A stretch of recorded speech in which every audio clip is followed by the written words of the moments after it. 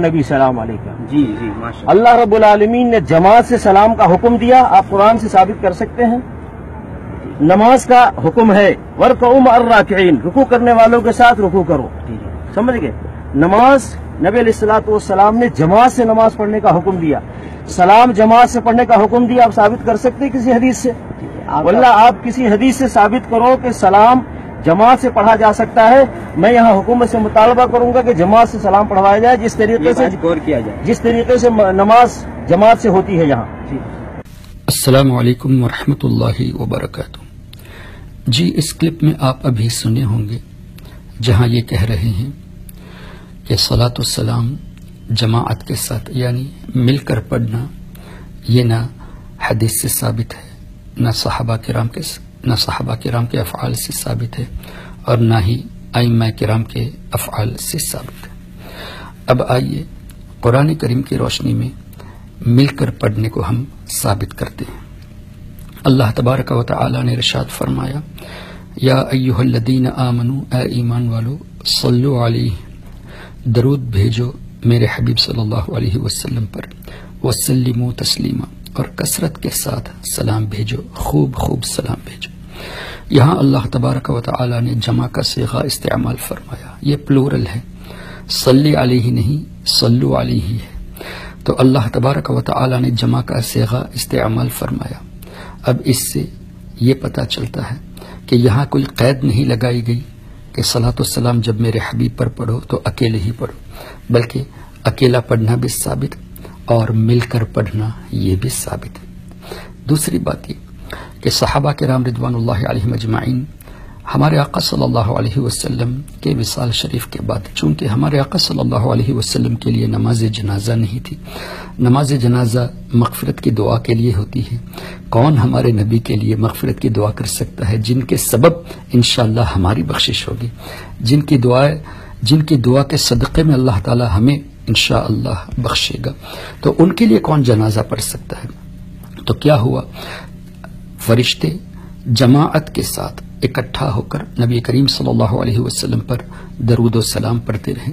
صحابہ کرام ایک جماعت کے ساتھ تشریف لائے، صلاۃ و سلام پڑھتے رہے. وہ گئے، پھر دوسری جماعت آئی صحابہ کرام کی، انہوں نے پڑھا. تو اس طرح اکٹھا حضور علیہ الصلوۃ والسلام کے وصال شریف کے بعد صلاۃ و سلام پڑھنا یہ صحابہ سے ثابت. مشکات شریف کی حدیث، حضرت کعب رضی اللہ تعالیٰ عنہ فرماتے ہیں کہ نبی کریم صلی اللہ تعالیٰ علیہ وسلم کے روضہ اقدس پر روزانہ صبح 70,000 فرشتے حاضر ہوتے ہیں، اور وہ شام تک نبی کریم صلی اللہ علیہ وسلم کی مقدس بارگاہ میں ادب کے ساتھ صلاۃ و سلام پیش کرتے ہیں. پھر یہ 70,000 عصر کے وقت چلے جاتے ہیں. عصر کے وقت دوسری ایک جماعت فرشتوں کی 70,000 پر مشتمل وہ تشریف لاتے ہیں، اور دوسرے دن صبح تک نبی کریم صلی اللہ علیہ وسلم کی مقدس بارگاہ میں صلاۃ و سلام پیش کرتے ہیں. اور آگے یہ بھی لکھا ہوا ہے کہ جو ایک جماعت ایک مرتبہ آ چکی، قیامت تک دوبارہ آنے کا انہیں موقع نہیں ملے گا. اللہ اکبر. اللہ کے اتنے فرشتے ہیں کہ ان کو جو پہلے آ چکے ان کو کبھی موقع ہی نہیں ملے گا. اب اندازہ لگائیے، ہمارے آقا صلی اللہ تعالی علیہ وسلم کے وصال شریف کو 1425 سال سے زائد ہو چکے، تقریباً 1428 سال تقریباً ہو چکے. اور اسلامک ڈیٹ کے حساب سے ایک سال میں 355 دن بھی مانے تو 355 ملٹیپلائی بائی 1427 اور 1428 ایئرس، کتنے لاکھ کتنے کروڑ ہو گئے.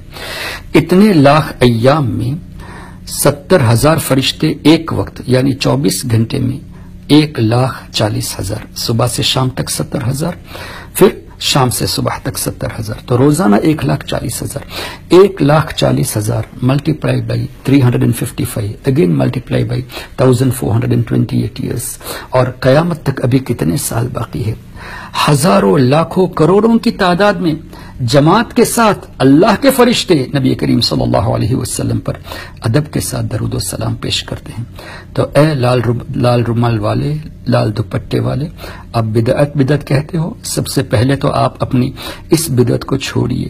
امامہ شریف جو سنت ہے اس کو تو آپ لوگ نہیں رکھتے، بلکہ اپنا لال دوپٹہ اوڑھ کر ایک نئی بدعت آپ نے لباس میں بھی شروع کر دی ہے۔ خیر یہ ایک الگ بات ہو گئی۔ انہوں نے یہ بھی کہا کہ اگر حدیث سے ثابت ہو جائے تو ہم سعودی حکومت سے مطالبہ کریں گے کہ جماعت سے صلاۃ و سلام پڑھنے کا انتظام کرے۔ تو آئیے قرآن کی روشنی میں چونکہ جمع کا صیغہ ہے، مل کر پڑھنا یہ ثابت، صحابہ کرام نبی کریم صلی اللہ علیہ وسلم کے وصال شریف کے بعد کھڑے ہو کر ادب کے ساتھ صلاۃ و سلام جماعت کی شکل میں پیش کیے، یہ بھی ثابت، اللہ کے فرشتے جماعت کے ساتھ اب بھی پیش کرتے آ رہے ہیں اور قیامت تک پیش کرتے آئیں گے، یہ بھی ثابت۔ الحمدللہ ہم قرآن پر عمل کرنے والے، صحابہ کے طریقے پہ عمل کرنے والے، فرشتوں کے طریقے پر عمل کرنے والے، تو بدعتی تو تم ہو اس کو روکنے کے لیے جو آتے ہیں۔ اب سیدھی سی بات ہے، ہم نے کبھی اس کو فرض نہیں کہا کہ ہم قرآن اور حدیث سے دلائل دیں، پھر بھی الحمدللہ دلائل موجود ہے۔ تم اگر اس کو حرام کہتے ہو تو اب تمہارے اوپر ذمہ داری ہے کہ اس کو منع کرنے کے لیے دلیل دو۔ اگر آپ نے ابھی تک ہمارا چینل سبسکرائب نہیں کیا تو ہمارے چینل کو سبسکرائب کر لیں۔ یا نبی سلام علیکہ، یا رسول سلام